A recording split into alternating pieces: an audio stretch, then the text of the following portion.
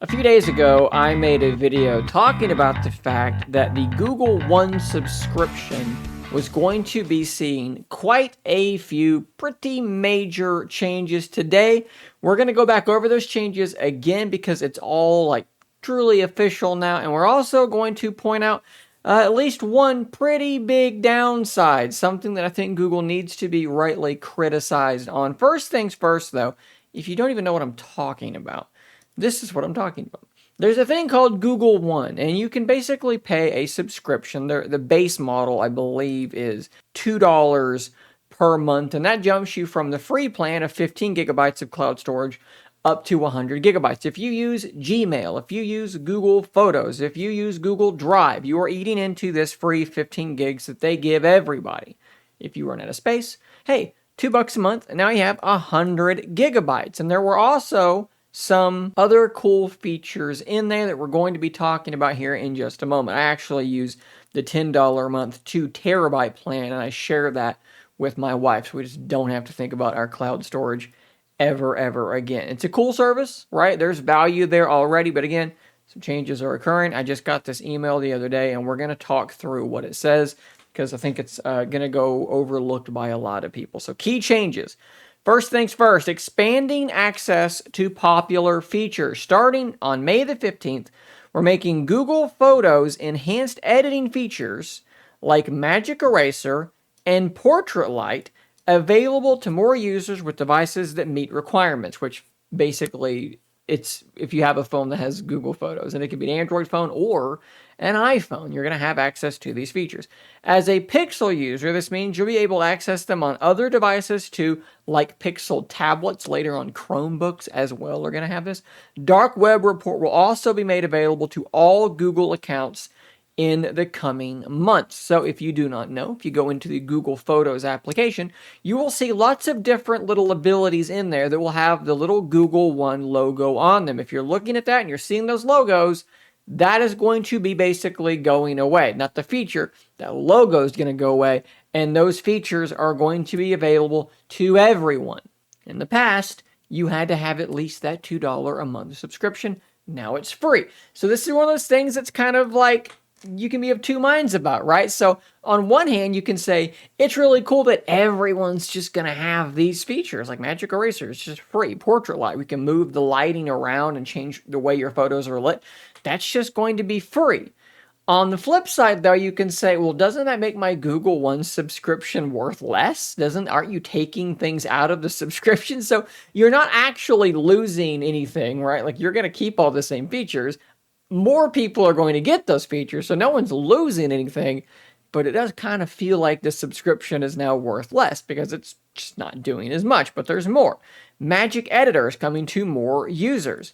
They announced this with Pixel 8 and Pixel 8 Pro. Starting in May, Magic Editor will be available to all Pixel users, helping you make complex edits in an intuitive way leveraging generative AI. Now, they leave another important aspect to this out. Magic Editor is coming to all Pixel devices, so that's great. Those of us that are like Pixel Fold users, you're going to have Magic Editor, and that's really cool.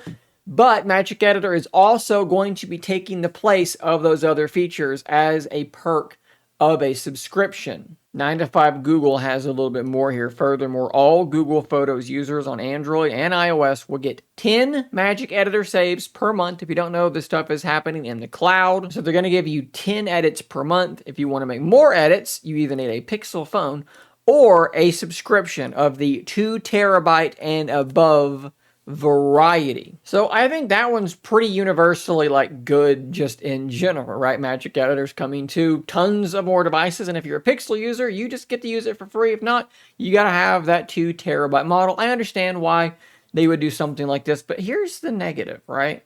Phasing out 2 benefits. With a focus on providing the most in-demand features and benefits, we are discontinuing free shipping for select print orders from Google Photos. So if you go into Google Photos, you can actually order prints of your photos right there within the app. If you have a Google One, the shipping on that was free. I've used that actually, and that's a little bit of a bummer for me. Starting May 15th, and VPN by Google One later this year. So the Google One VPN is going to be going away. Now, I've actually got Google One VPN installed on my computer. It's very, very simple. It's a very basic VPN. You can't tell it what territory, what region you want to be spoofing, basically. You can simply turn it on or turn it off, and that's really about it. Now, obviously, if you are a mobile user, you have a laptop and you're out on public Wi-Fi, it was a really beneficial thing to have. Now, Google has basically said not many people were using Google One VPN. It was basically just sitting there unused by the vast majority of people, so it's going away. Now, I do want to point out here that it says as a Pixel user, you'll continue to be able to access VPN from Google through the Pixel settings if you have a Pixel 7 or newer model. So again, if you're a Pixel user, the VPN is staying, but you're not going to be able to install the VPN on your PC and then run it from there or through the Google One application on your Android phone of choice. So once again, your Google One subscription has gotten less valuable. If you have that $2 Google One subscription that used to get you Magic Editor and Portrait Light and different filters and things, that is now free, so it's not getting you that anymore. You still have it,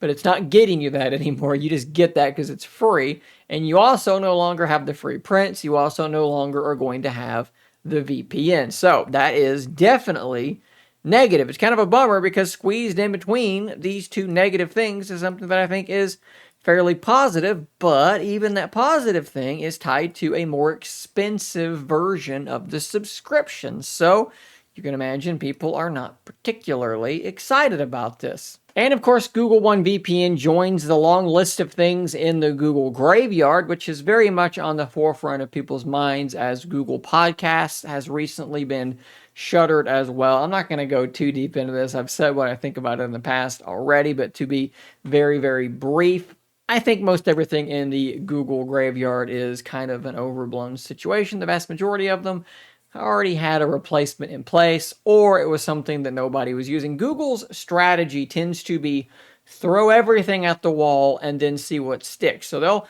throw a project at the wall, they'll release it, they'll see what's good about it, what's bad about it. If it's just all bad, no one uses it, they'll just cancel it. If there's something good about it, maybe they'll take that good thing out and build a better app with it, or a better project in general with it. Or maybe it's great and it sticks around, but that's what they do. They just kind of release stuff and, what's the word I'm looking for? Almost like pillage the good things out of those. A good example for me was Google Allo. It was a messaging app that I actually really liked. It didn't make it very long until it was canceled, but if you look at Google Messages today, a lot of stuff from Allo is in Google Messages. The same goes from Google Inbox rolled into Gmail. This happens all the time, and I imagine that not many people were using Google One VPN, but I would love to actually hear from you guys. Do you have the subscription, and were you using the VPN? If so, how often? I would just like to hear. Maybe I'm wrong. Maybe a lot of people were using it and there's some other reason. Who knows? They've got the data.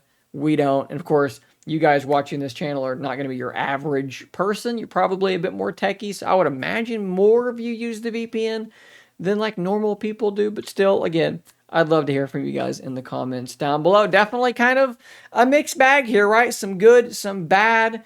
We got to call it the bad where it is and point these things out regardless. Guys, thanks for watching. Subscribe for more content just like this. And until next time, stay nerdy, my friends.